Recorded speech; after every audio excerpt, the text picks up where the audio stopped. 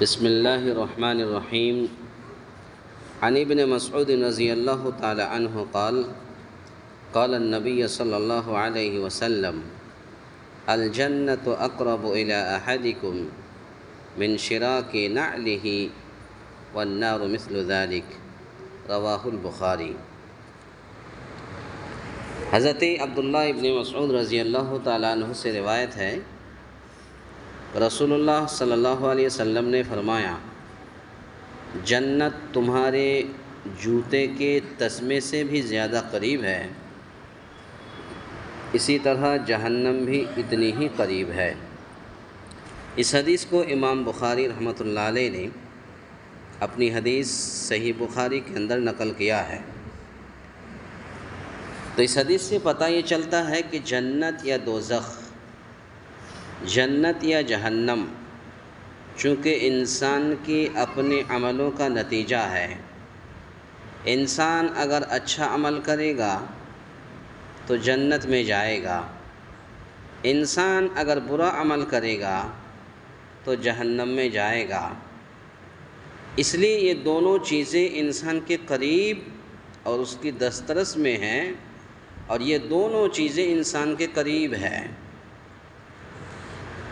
ہم جوتا پہنتے ہیں تو جوتے کے اندر جو تسمے ہیں اس سے بھی زیادہ قریب جنت ہے، لیکن کب؟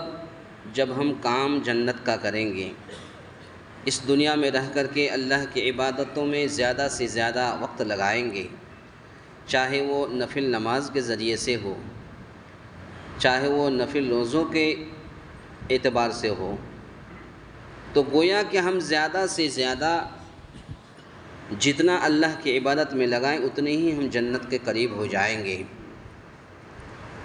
جانتے ہیں اس دنیا میں سب سے زیادہ اللہ تعالیٰ کو، اگر کسی کی نماز اور روزہ سب سے زیادہ پسند تھا اللہ تعالیٰ کو، تو حضرت داؤد علیہ السلام کی نماز اور روزہ ہے۔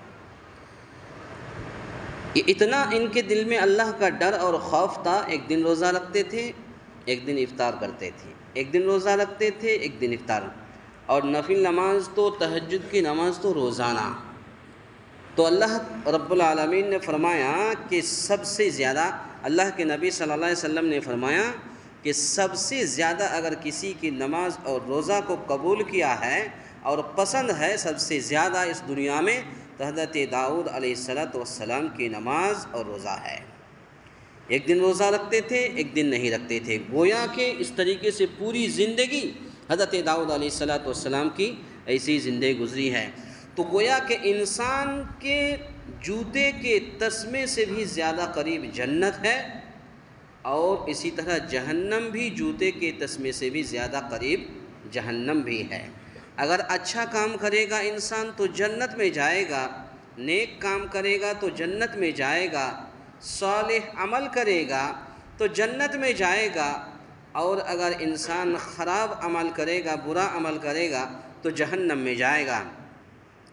تو نیکی کرے گا تو جنت میں، اور بدی کرے گا، برا کرے گا تو جہنم میں جائے گا۔ ان کے درمیان صرف موت کا پردہ حائل ہے۔ جنت اور جہنم کے درمیان، انسان اور جنت اور جہنم کے درمیان صرف موت کا پردہ حائل ہے، اس کے ہٹتے ہی انسان جنت میں یا دوزخ میں جانے کا مستحق قرار دے دیا جائے گا۔ انسان جب مر جاتا ہے اور ہم کفن دفن کر کے آ جاتے ہیں، مٹی کے اندر اس کو کفن دفن کر کے، جنازہ پڑھ کر کے اس کو قبر کے اندر سلا کر کے آ جاتے ہیں، تو جیسے انسان کو فرشتہ جگاتے ہیں اور وہ سوال پوچھتے ہیں، تو انسان کو اسی وقت معلوم ہو جاتا ہے کہ ہم جنت میں جائیں گے کہ جہنم میں جائیں گے۔ اس لیے کہ وہ سوال جب ہوتا ہے، تو جب سوال ہوتا ہے تو انسان اپنا اپنا خیال بکے گا۔ کوئی کہے گا کہ مجھ کو نماز پڑھنے دو، کوئی کہے گا کہ مجھ کو ذکر و اذکار کرنے دو، تو کوئی کہے گا کہ مجھ کو فلاں جگہ جانا ہے، کوئی کہے گا مجھ کو آفس میں جانا ہے۔ لیکن اس وقت فرشتے رہیں گے اور فرشتے کہیں گے کہ یہ قبر ہے، قبر۔ تو اچھے اچھے لوگوں کی حالت خراب ہو جائے گی، اور کوئی بھی ثواب، بہت ہی کم ایسے لوگ ہوں گے جو سوال کا جواب دے پائیں گے۔